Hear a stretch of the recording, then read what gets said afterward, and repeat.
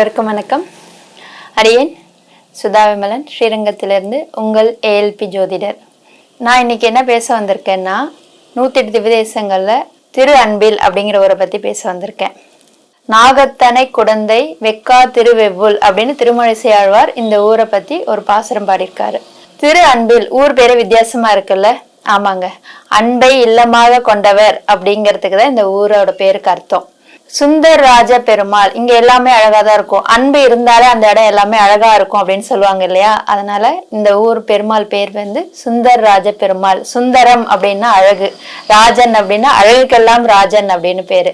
வடிவழகிய நம்பி, உற்சவரோட பேர் வந்து வடிவழகிய நம்பி. எந்த வடிவமா இருந்தாலும் நான் அழகாதான் இருப்பேன் அப்படிங்கிற மாதிரி அவர் நிக்கிறாரு. தாயார் பேர் வந்து அழகிய வள்ளி தாயார். வள்ளி அழகி எல்லாமே ஒண்ணுதானே. தாயார் வந்து அழகிய வள்ளியா அந்த இடத்துல இருக்காங்க. இந்த கோவிலோட விமானம் தாரக விமானம். தாரகம் அப்படின்னாலே 27 நட்சத்திரங்களை கொண்டது அப்படின்னு சொல்லலாம். இந்த 27 நட்சத்திரங்களுக்கு உண்டான கோவிலுக்கு போக முடியாதவங்க இங்க இருக்க கோவிலை வந்து தரிசனம் செஞ்சா அதுக்குண்டான பிரதிபலன் கண்டிப்பா கிடைக்கும்.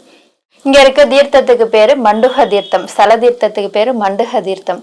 மண்டுகம் அப்படின்னா சமஸ்கிருதத்துல மண்டுகம் அப்படின்னா தமிழ்ல தவளை அப்படின்னு அர்த்தம். ஏன் இந்த பேர் வந்துச்சு அப்படின்னா, இந்த பெருமாளுக்கும் இந்த பேருக்கும் ஒரு லிங்க் உண்டு. என்னங்கிறத பார்ப்போம்.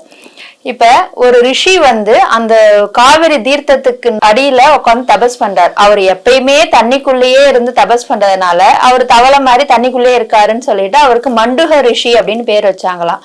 ஒரு நாள் அந்த ரிஷி வந்து காவேரி கரை உள்ள இருந்துட்டு தபஸ் பண்ணிட்டு இருக்கும் போது துர்வாச முனிவர் அந்த வழியா வராரு. துர்வாச முனிவருக்கு எப்பயுமே முன்கோபம் ஜாஸ்தி.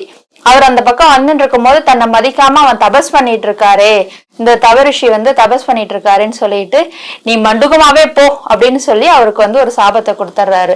இந்த துர்வாச முனிவருக்கு இதான் வேலை. எந்த முனிவரா இருந்தாலும் சாபம் கொடுத்தா தன்னோட தவ பலன் போகும். ஆனா துர்வாச முனிவருக்கு மட்டும் சாபம் கொடுத்தா தபஸ் பலன் அதிகமாகும். அதுக்காகவே பாக்குறவங்ககிட்ட எல்லாம் கோபப்பட்டு இவர் வந்து சாபம் கொடுத்துக்கிட்டே இருப்பாரு. மண்டுகமாவே போ அப்படின்னு சொல்லி இந்த ரிஷிக்கு சாபம் கொடுத்ததுனால இந்த ரிஷி என்னன்னு செய்வது அறியாது கேட்கிறாரு, எனக்கு இதுக்கு உண்டான விமோச்சனம் என்ன அப்படின்னு கேட்கும் போது, அங்க இருக்க பெருமாளை போய் சேவி, அந்த தீர்த்தத்துல நீராடி அங்க இருக்க பெருமாளை போய் சேவிப்போன்னு சொல்லிட்டு சாப விமோசனமும் கொடுத்துட்டு போயிடுறாரு. தவளையா மாறிடுறாரு. தவளை மாறினோடனே திருப்பி தன்னோட உடல் வேணும் அப்படிங்கிறதுக்காக அங்க இருக்க காவேரி தீர்த்தத்துல போயிட்டு மூழ்கி எழுந்து பெருமாளை சேவிக்கிறாரு. பெருமாள் வந்து அருள் பாலிக்கிறார். நீ திருப்பி வந்து சாப விமோசனம் பெற்று பழைய உருவத்துக்கு மாறி வா அப்படின்னு சொல்லி அவருக்கு வந்துட்டு சாப விமோசனம் அளிக்கிறாரு. தவளையா இருந்த அந்த ரிஷி திருப்பி அவரோட உண்மையான உருவத்துக்கு மாறுறாரு. பெருமாள் வந்து அருள் பாலிக்கிறாரு. இந்த கோவில்ல இன்னொரு ஸ்பெஷல் என்ன அப்படின்னா, திருமண தடை, திருமண தோஷம் உள்ளவங்க இந்த கோவில்ல வந்து சேவிச்சுட்டு போனா கூடிய சீக்கிரம் திருமணம் நடக்கும் அப்படிங்கிறது இங்க இந்த ஊர்ல இருக்கவங்களுக்கு ஒரு பெரிய நம்பிக்கை இருக்கு. 4 பேர் இருக்காங்கன்னா 4 பேரும் சேர்ந்து ஒரு கோவிலுக்கு போயிட்டு வந்தா ஒரு நல்ல பலன் கிடைக்கும்னா கண்டிப்பா இந்த கோவிலுக்கு போகலாம். ஏன்னா இந்த 4 பேர் நட்சத்திரங்களும் வேற வேற இருக்கும். ஆனா இந்த விமானத்தை சேவிக்கும் போது 27 நட்சத்திரத்துக்கு உண்டான கோவிலையும் போய் சேவிச்சதுக்கு உண்டான பலன் இந்த இதுல கிடைக்கும். கண்டிப்பா இந்த திருவன்பில் வந்து சேவிச்சு சுந்தரராஜ பெருமாளுடைய அருளை பெறுமாறு கேட்டுக்கொள்கிறேன். எனக்கு இந்த வாய்ப்பினை அளித்த எனது குரு பொதுவுடைமுத்தை அவர்களுக்கு எனது நன்றியை தெரிவித்துக் கொள்கிறேன். நன்றி, வணக்கம். ஜோதிடத்தின் பரிணாம வளர்ச்சி. ஏஎல்பி ஜோதிடம், உங்க வாழ்க்கை உங்க கையில்.